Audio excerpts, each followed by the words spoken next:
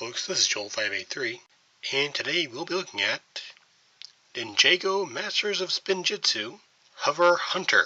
Apparently this time around we're dealing with cyborg ninjas. So we've had skeletons, snake people, I think a kind of golem, and now cyborgs. I don't know what else I can think of here. But regardless, this is a new series. Ages 7 to 14, set number 70720, 79 pieces. Not sure what it means by rebooted. I'm guessing rebooted is the name of this Ninjago series. I'll have to double check that. And on the back here we can see the other four weapons are apparently going to be the same. Apparently have the same weapon head, just different handle.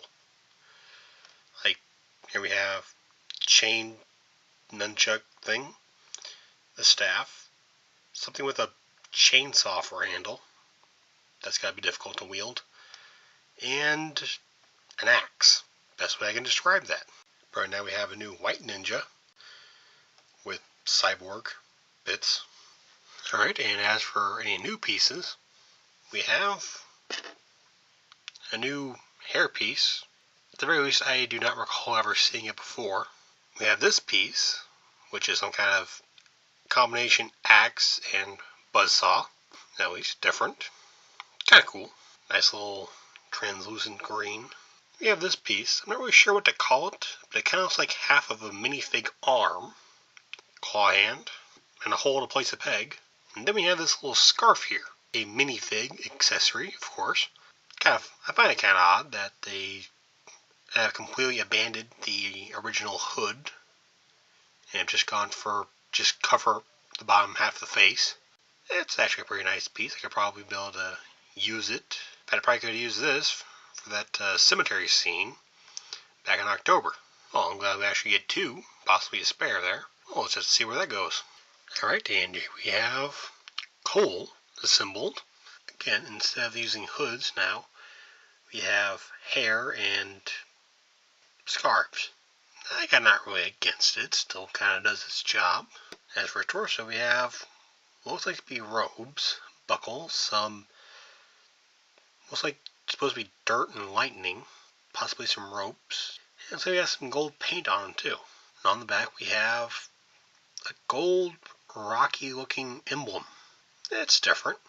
And we have more of the rocks and lightning decals.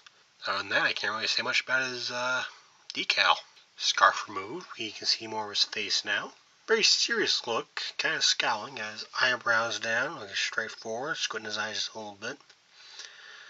Just a straight line for mouth. I guess it's either his chin or bottom lip, I'm not really sure. And of course he wields this nunchuck axe thing. I really have no idea what to call this.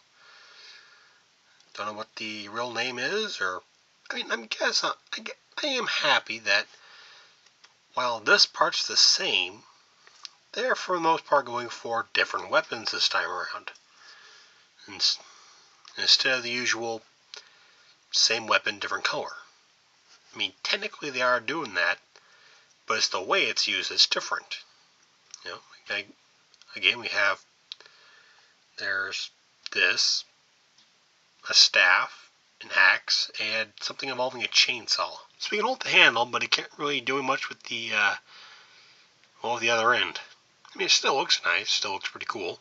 And now to take a look at the Nindroid, is what they're called. Again, either an android or cyborg or something. We have a black head with one red eye and red eyebrow. Then on the mechanical half, we actually have some detailing. We have metal plating, a robotic looking eye, and a mouth. And on here we have some, what's supposed to look like, I guess, piping and plating on the background. Then you have the purple, black, and red sash, and a cable going over it. I hope that cable is not important, because it's kind of exposed. And personally, I would say, don't expose important cables, because cables are easy to cut, relatively. They're easier to cut than, steel plating. And on the back of his head, we see some more of these steel plating.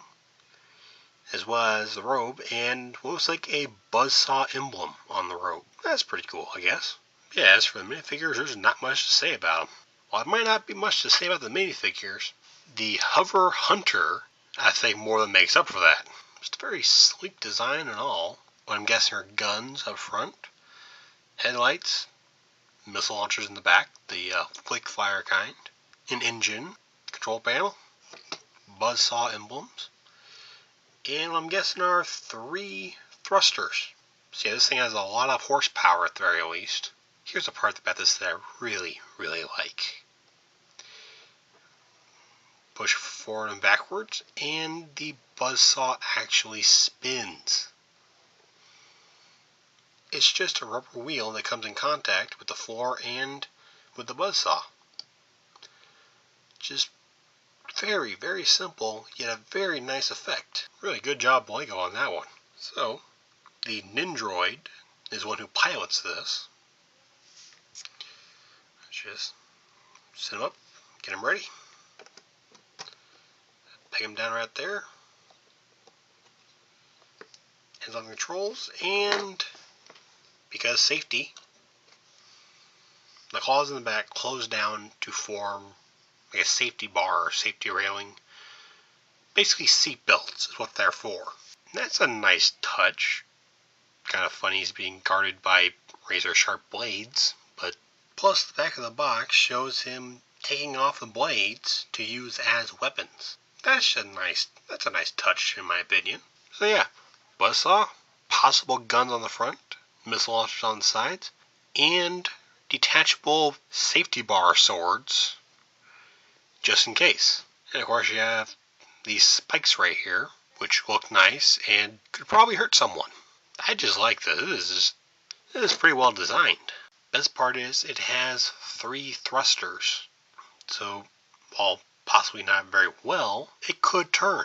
So if it was real, this thing could actually turn. Like say if it wanted to go left, just kill this engine and boost more power to this engine, and you should make a good sharp left. Reckless, probably a little bit, but he's a robot built for battle. He could probably take a fender bender. So yeah, that is the Hover Hunter. I got this set for about $12 at Walmart, and I would recommend it. The minifigures aren't much to write home about, but the minifigures usually aren't unless there's something really special added to them. But for the most part, the minifigures tend to be a bit plain accessory-wise. But the paint is still pretty good. I thank folks for watching. Hope you enjoyed this video, and I'll see you next time. I now have 3 of these.